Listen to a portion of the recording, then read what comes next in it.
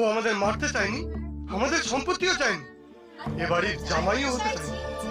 ও শুধু আমাদের মানুষকে ভালোবাসতে বলেছে, আর আমরা সেটা ওকে দেবো ছোটকা। আমরা নিজেদের বদলাম, ওকে ওই ভালোবাসার জায়গায় আবার ফিরিয়ে